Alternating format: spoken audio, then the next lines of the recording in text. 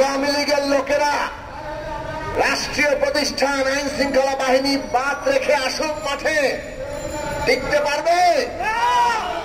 বাংলাদেশের মানুষ তাদেরকে,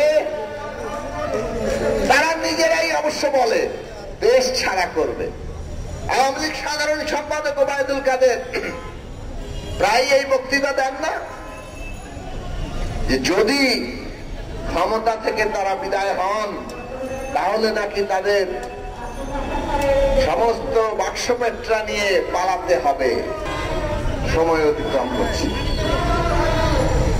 একটা দল ক্ষমতা দখল করে এই রাষ্ট্রকে একটা ভয়ঙ্কর পরিণতির দিকে নিয়ে যাচ্ছে। পুরো দেশকে তারা নিজেদের কেবল ক্ষমতা টিকিয়ে রাখার জন্য আজকে বাজি ধরেছে। আমরা 2014 সালের পরপরই যখন তারা 153 জন বিনা ভোটে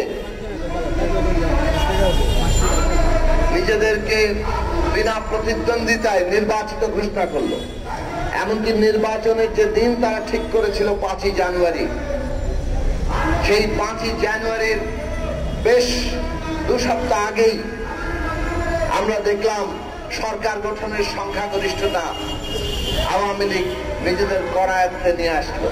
বিনা প্রতিদ্বন্দ্বিতায় 153 জন,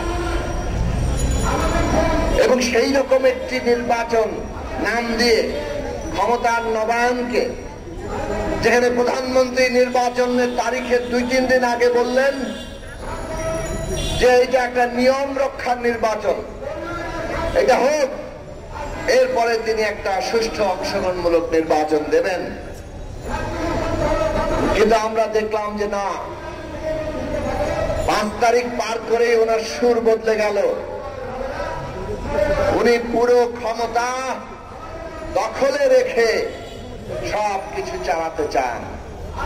নির্বাচনের কাছে যাওয়ার ওনার কোনো ইচ্ছা নাই। এইভাবে ক্ষমতা চালানোর শক্তি কোথায়? তারা কি এইভাবে ক্ষমতা চালাতে পারে? আওয়ামী লীগের লোকেরা রাষ্ট্রীয় প্রতিষ্ঠান আইন শৃঙ্খলা বাহিনী বাদ রেখে আসুক মাঠে, টিকতে পারবে? বাংলাদেশের মানুষ তাদেরকে, তারা নিজেরাই অবশ্য বলে, দেশ ছাড়া করবে। আওয়ামী লীগ সাধারণ সম্পাদক ওবায়দুল কাদের প্রায় এই বক্তৃতা দেন না যে যদি ক্ষমতা থেকে তারা বিদায় হন তাহলে নাকি তাদের সমস্ত বাক্সপেট্রা নিয়ে পালাতে হবে। তো এই সব কথাবার্তা আমরা বলিনি, তারাই বলেছেন।